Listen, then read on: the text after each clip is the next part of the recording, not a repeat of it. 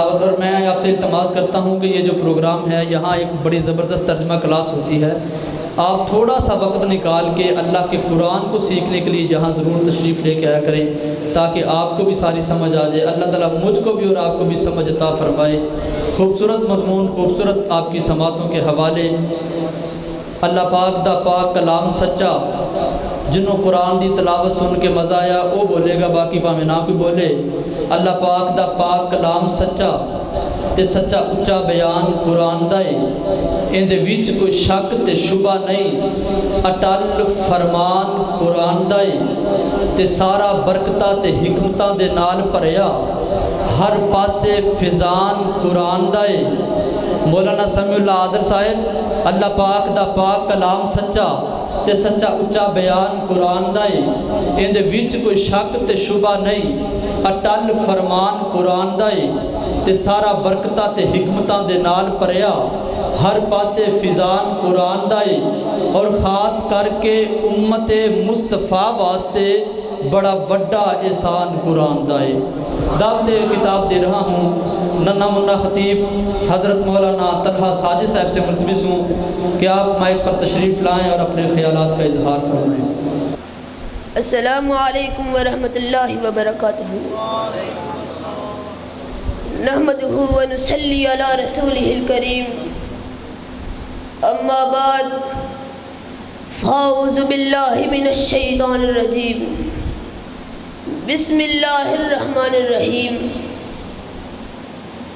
اطیعوا اللہ واطیعوا الرسول، صدق اللہ العظیم۔ آج مورخہ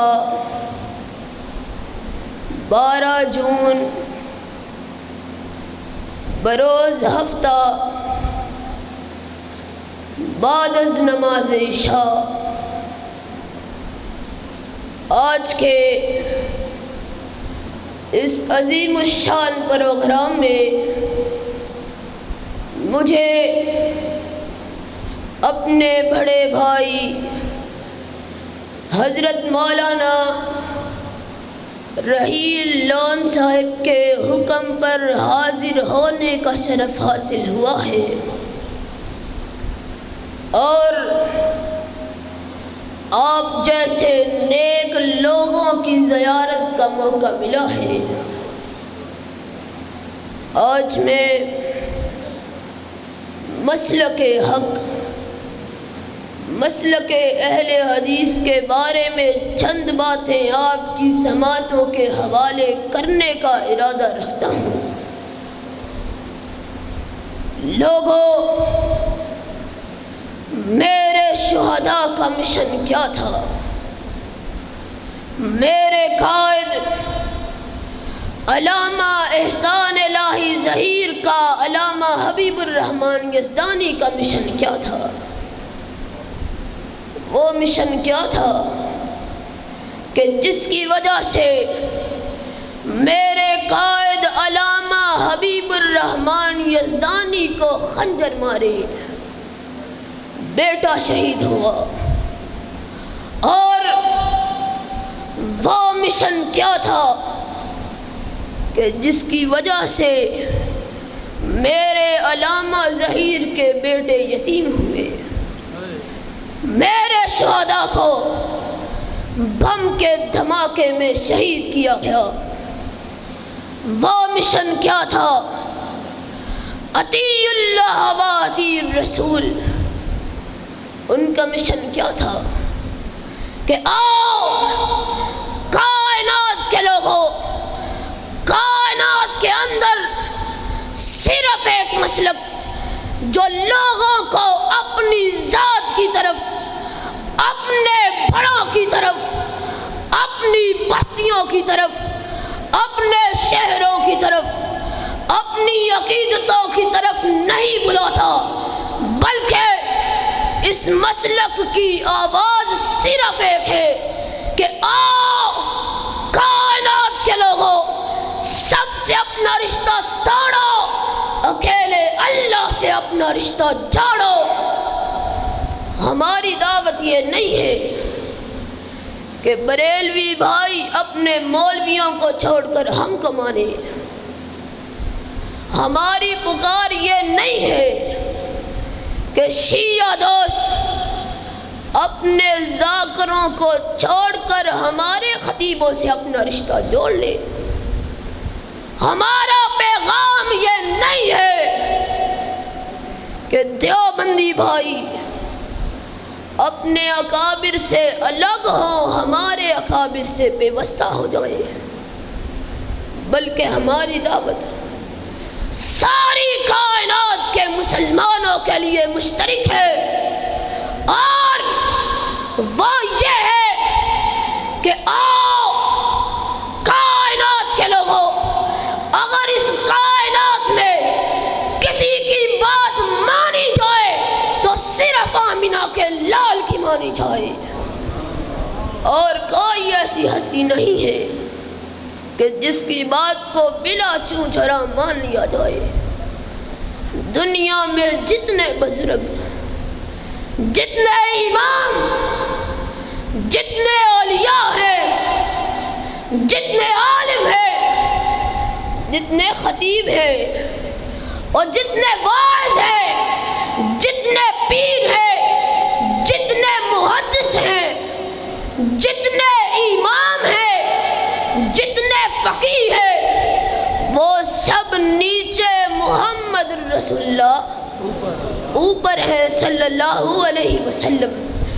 اس لیے کہ رب کائنات نے اپنے کلام مقدس میں کہا ہے أَلَمْ نَشْرَحْ لَكَ صَدْرَكَ وَوَضَعْنَا عَنْكَ وِزْرَكَ الَّذِي أَنْقَضَ ظَهْرَكَ، اور کیا کہا وَرَفَعْنَا لَكَ ذِكْرَكَ، تیرا نام عرش والے نے بلند کیا، اور کوئی ایسا نہیں کہ جس کا نام عرش والے نے بلند کیا ہو.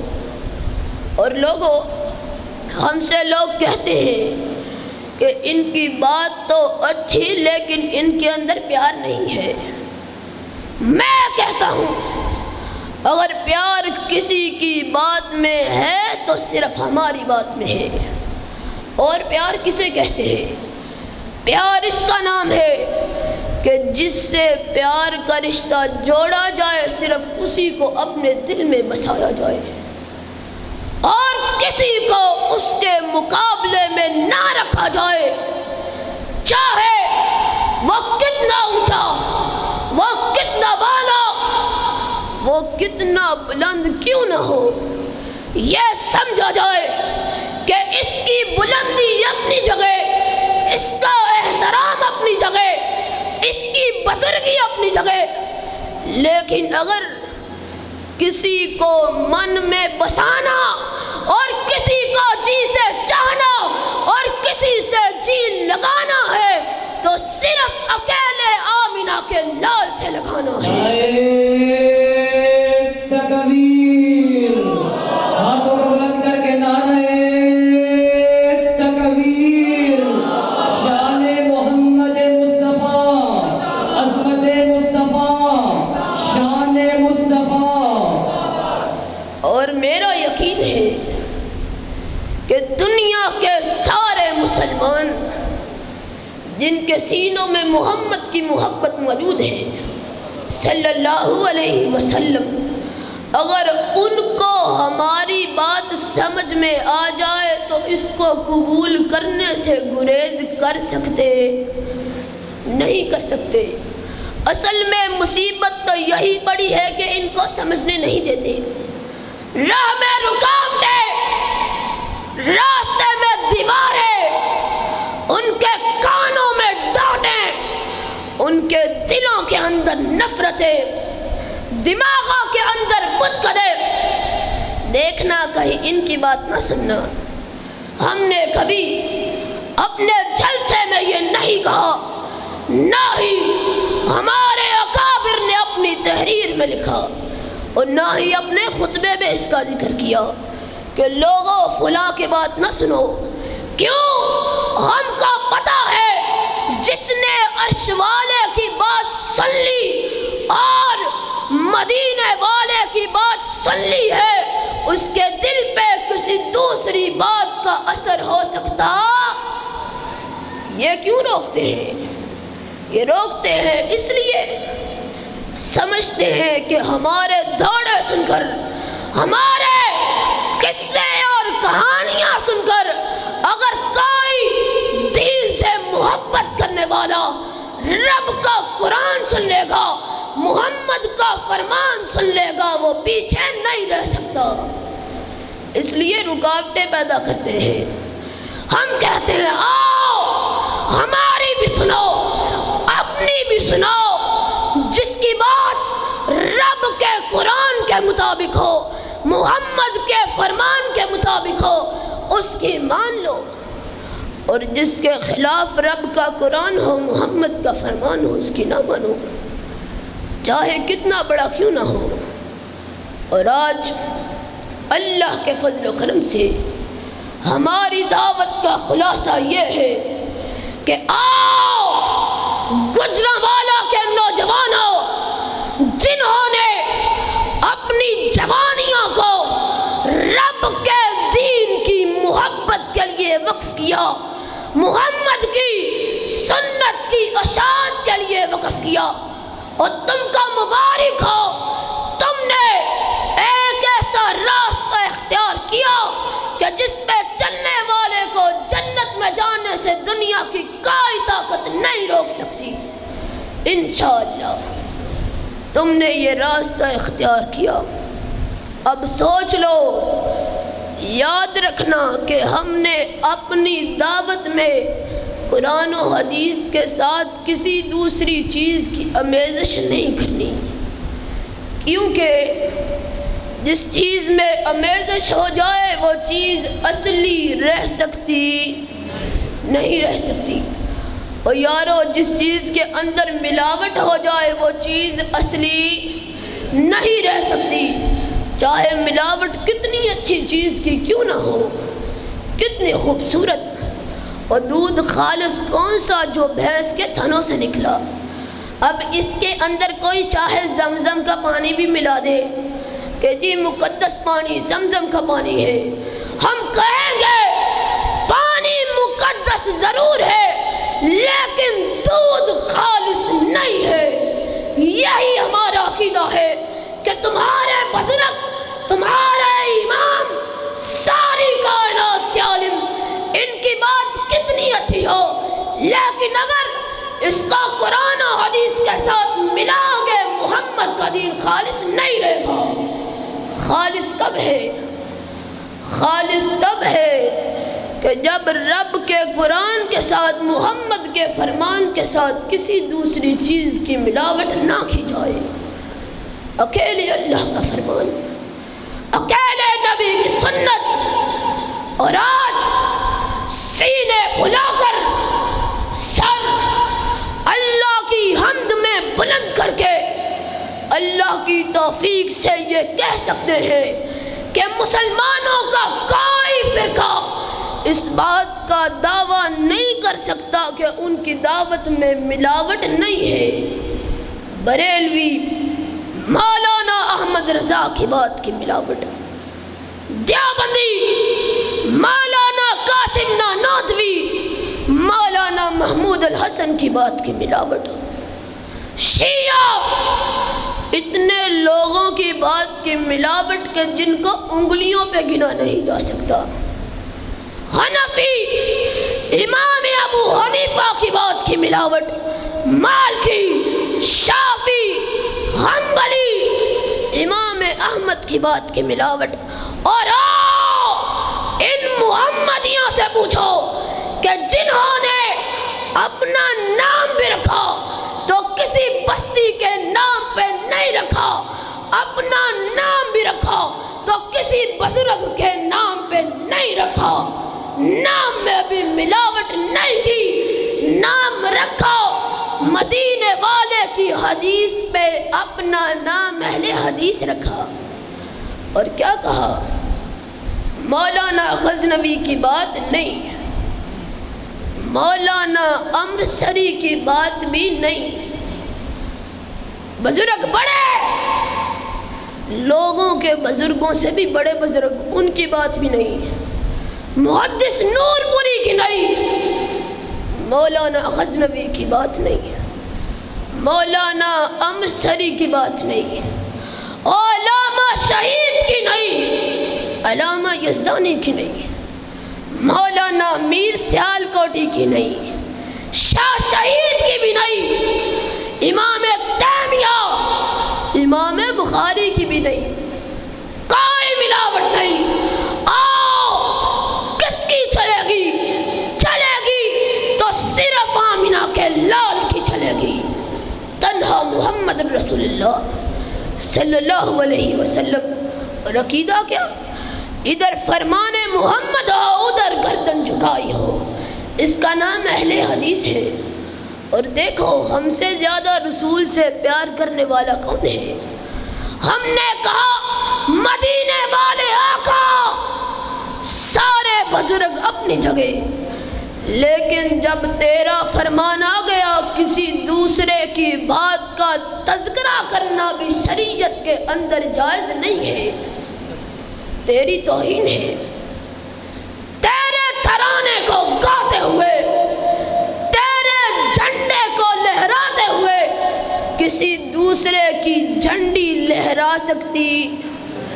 اور آج گجرانوالہ کے لوگوں لکھ لو میری بات کو، آج میری بات اس بستی کی گلیوں اور کوچوں میں پھیل جاؤ، لوگوں کو غصے کے ساتھ نہیں، دھکے کے ساتھ نہیں، تلخی کے ساتھ نہیں، نفرت کے ساتھ نہیں، پیار کے ساتھ، محبت کے ساتھ یہ بات سمجھاؤ کہ جاؤ اہل حدیث کے مسلک کی ایک بات اٹھاؤ، کعبے کے رب کی قسم ہے، ایک مسلک کہ جس کا ایک مسئلہ بھی کتاب و سنت کے خلاف ثابت نہیں ہو سکتا۔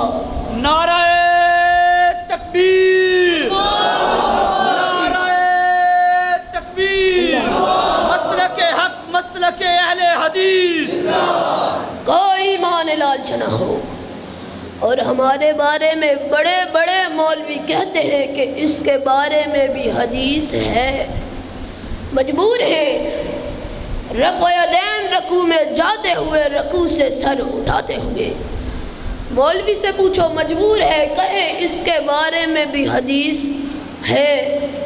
اور مخالف بھی یہ نہیں کہہ سکتا کہ اہل حدیثوں نے اپنے سے کر لی۔ یارو ہم کہتے ہیں اسی کے بارے میں حدیث ہے اور کسی دوسری کے بارے میں حدیث ثابت نہیں ہے۔ آمین اونچی آواز سے مخالف بھی ماننے پر مجبور ہے کہ رسول اللہ نے کہی اور صحابہ کو کہنے کا حکم دیا۔ کتنی حدیثوں میں؟ ایک میں، 10 میں، 20 میں۔ وہ اہل حدیثوں تمہیں تمہارا مسلک مبارک ہو، تمہارے ایک ایک مسئلے پر 80 حدیثیں موجود ہیں۔ آمین کے ثبوت 80 حدیثیں موجود۔ محمد رسول اللہ صلی اللہ علیہ وسلم نے فرمایا جب امام وللضالین کہے تم اونچی آواز سے آمین کہو، جب تم آمین کہو فرشتے بھی آمین کہتے ہیں۔ جس کی آمین سے فرشتوں کی آمین مل گئی اللہ اس کی زندگی کے سارے گناہ معاف کر دے گا۔ ہم اس لیے آمین کہتے ہیں کہ مولوی صاحب نے آمین کہی۔ 1000 مولوی، لاکھ عالم رسول کے مقابلے میں کوئی حیثیت نہیں رکھ سے۔ لاکھ ستارے ہر طرف، ظلمت شب جہاں جہاں، اور ایک طلوع آفتاب، دست و دمن سحر سحر۔ ہم کہتے ہیں آؤ مدینے والے سے اپنا رشتہ جوڑو۔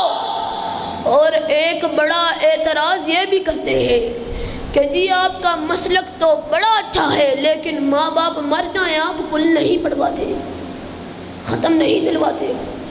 ہم نے کہا او ختم کیوں دلواتے ہو؟ مولوی کا پیٹ بھرنے کے لیے کہ مردہ بخشوانے کے لیے؟ کہتے ہیں مردہ بخشوانے کے لیے۔ ہم نے کہا او مردہ اسی طرح بخشا جاتا ہے جس طرح مدینے والے نے کہا ہے۔ مولوی کا ختم پیٹ بھر دیتا ہے، مدعے کو کوئی فائدہ پہنچا سکتا کیوں؟ ہم نے کہا وہ مدینے والے کے رشتہ دار اس کی زندگی میں فوت ہوئے کہ نہیں ہوئے؟ وہ آقا کے کتنے بیٹے تھے؟ 4 بیٹے، چاروں آپ کی زندگی میں فوت ہوئے، اور وہ بیٹا کہ جس کی خوبصورتی کا عالم یہ ہے کہ حدیث پاک میں آیا ہے ابراہیم نبی کا بیٹا اتنا خوبصورت تھا کہ جو اس کو دیکھتا تو نظر ہٹانے کو جی ہی نہیں چاہتا تھا، اتنا خوبصورت بچہ۔ اور خود محمد رسول اللہ صلی اللہ علیہ وسلم کا فرمان گرامی ہے، اتنا حسین بچہ کہ ایک دن نبی خود جذباتی ہو گئے کہ جب اس بچے کی لاش کو اس کی بہن نہلانے لگی تو آقا نے اپنی بیٹی سے کہا، زینب میرے بیٹے کو آرام سے پکڑنا، یہ پھول ہے کہیں مسئلہ نہ جائے۔ اتنا حسین بیٹا ابراہیم، اتنا حسین اور درجے والا کتنا۔ حدیث میں آیا ہے نبی نے ارشاد فرمایا، لوگوں اگر میرا بیٹا ابراہیم زندہ رہتا اللہ اس کو نبی بناتا، لیکن چونکہ میرے بعد کوئی نبی نہیں آنا تھا اس لیے اللہ نے میرے بیٹے کو زندہ نہیں رکھا، فوت ہوا۔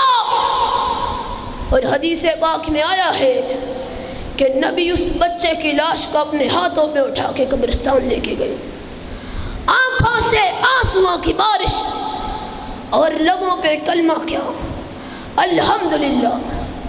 اے بیٹے ابراہیم، بابا کو اکیلے چھوڑ گئے ہو، تیرے باپ کو تیری جدائی کا غم تو بہت ہے، لیکن زبان سے رب کے شکر کے سوا کوئی کلمہ نہیں نکلتا۔ وہ ابراہیم فوت ہوا کہ نہیں ہوا؟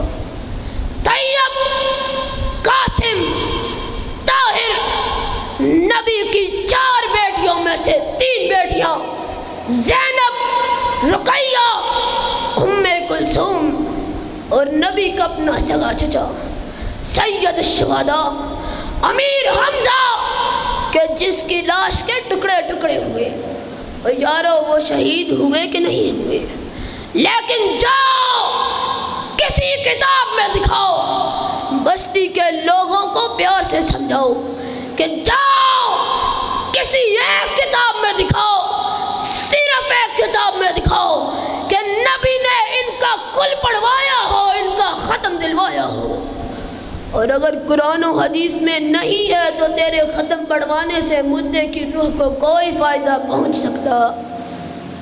اور لوگوں، ہم سے لوگ کہتے ہیں جی اگر فرقہ بندی منع ہے تو آپ نے اہل حدیث کیوں بنا رکھا ہے؟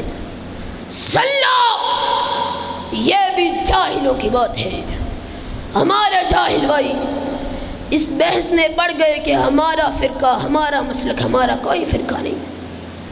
سلو، اہل حدیث کوئی فرقہ نہیں، اہل حدیث کوئی جماعت نہیں، اہل حدیث کوئی گروہ نہیں، اہل حدیث بس اس تحریک کا نام ہے کہ ساری کائنات کے مالکیوں، شافعیوں، حنبلیوں، حنفیوں اور دوسرے لوگوں، ان سب کے اماموں کا احترام سر آنکھوں پر، اور جو ان کے احترام میں خلل ڈالے اس کے ایمان میں شبہ ہے، اس کا دین نامکمل ہے۔ کہتے ہیں ان سب کی محبتوں کو اپنے دلوں میں بساؤ، کسی کے خلاف بات کرنا ہم گناہ سمجھتے ہیں، لیکن تاریخ یہ ہے ان میں سے ہر ایک کوئی بھی معصوم نہیں ہے، ان میں سے ہر ایک کوئی بھی معصوم نہیں ہے۔ معصوم اگر رب نے اس کائنات میں کسی کو بنایا ہے تو صرف آمینہ کے لال کو بنایا ہے۔ تکبیر، حاجت روا مشکل کشا، حاجت روا مشکل کشا، شان محمد مصطفیٰ۔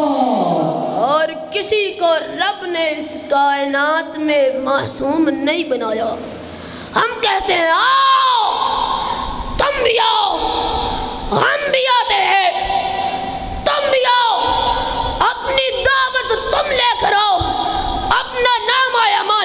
کھلاتے ہیں، اور دیکھو کس کس کی مہریں لگی ہوئی۔ فیصلہ بس ایک نگاہ پہ ٹھہرا ہے، فیصلہ دل کا۔ آؤ تم بھی آؤ، ہم بھی آتے ہیں، اور جو مسئلہ کتاب و سنت کے خلاف ہمارا ہو، کعبے کے رب کی قسم ہے اس دن کے سورج کے ڈوبنے سے پہلے اس مسئلے کو چھوڑنے کے لیے تیار ہے۔ کیوں؟ جو بات قرآن میں نہیں، محمد کے فرمان میں نہیں، وہ اہل حدیث کا مسلک ہو سکتا ہی نہیں ہے۔ ہمارا مسلک، ہماری دعوت ہے۔ ہائے لوگو، یہ مشن تھا میرے شہداء کا کہ اگر شریعت میں کسی کا سکہ چلے گا تو صرف آمینہ کے لال کا چلے گا، اور کسی کا شریعت میں سکہ نہیں چلے گا۔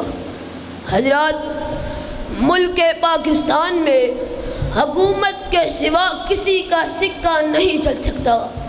اور یارو، اگر تمہارے ملک میں حکومت کے سوا کسی کا سکہ نہیں چل سکتا تو محمد کی سلطنت میں اپنے ملاؤں کا سکہ کیسے چلاتے ہو؟